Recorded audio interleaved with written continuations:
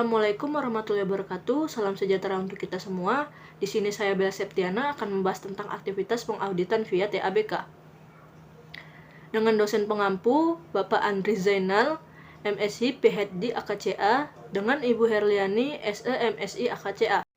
Sebelum kita masuk ke intinya, kita harus mengetahui dulu apa sih TABK itu. TABK adalah teknik audit berbantuan komputer, yaitu penggunaan teknologi informasi sebagai alat bantu dalam kegiatan audit, dan juga dapat didefinisikan sebagai penggunaan perangkat dan teknik untuk mengaudit aplikasi komputer serta mengambil dan menganalisa data. Auditor harus menyadari bahwa penggunaan TABK dalam keadaan tertentu dapat mengharuskan dimiliki jauh lebih baik pengetahuan komputer dibanding dengan dimilikinya dengan keadaan lain. Auditor juga harus mempertimbangkan kesesuaian fasilitas komputer dan satu sistem proses bisnis berbasis komputer yang diperlukan untuk dijadikan pertimbangan auditor merencanakan penggunaan TABK atas entitas audit, sehingga auditor memiliki harapan yang masuk akal agar TABK dapat digunakan saat pelaksanaan audit.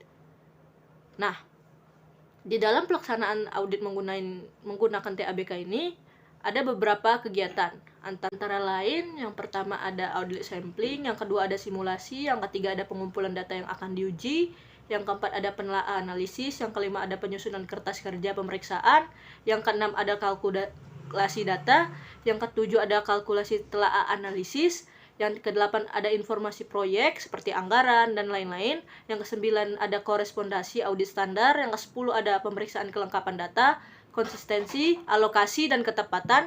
Yang ke-11 ada penggunaan rumus proses bisnis. Yang ke-12 ada membandingkan integrasi data. Yang ke-13 ada ikhtisar, sort, merge, split, rasio untuk analisis. Yang ke-14 ada membandingkan data antar berbagai proses audit yang dilakukan. Nah, untuk pembahasan selanjutnya, saya di sini akan membahas 8 dari kegiatan-kegiatan TABK dengan website Atlas. Yang pertama ada audit sampling, akan mengumpulkan data yang diambil biasanya dari data Excel, dikumpulkan berdasarkan random sampling. Biasanya audit mengumpulkan data berdasarkan bulan transaksi, nomor urut, nomor bukti, atau tanggal customer dari penjualan. Nah, data-data yang diperlukan dalam audit sampling itu terkhusus pada berbasis Excel. Yang kedua ada pengumpulan data. Pengumpulan data itu biasanya menggunakan Atlas. Di sini data yang dikumpulkan berdasarkan materialitas. Sejauh mana materialitas tersebut memberikan opini bagi auditor. Nah, di sini dapat menggunakan beberapa data.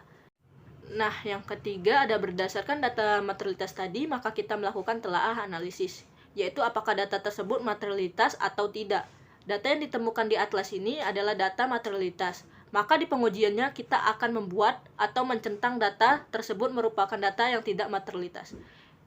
Yang keempat, perlu melakukan perhitungan.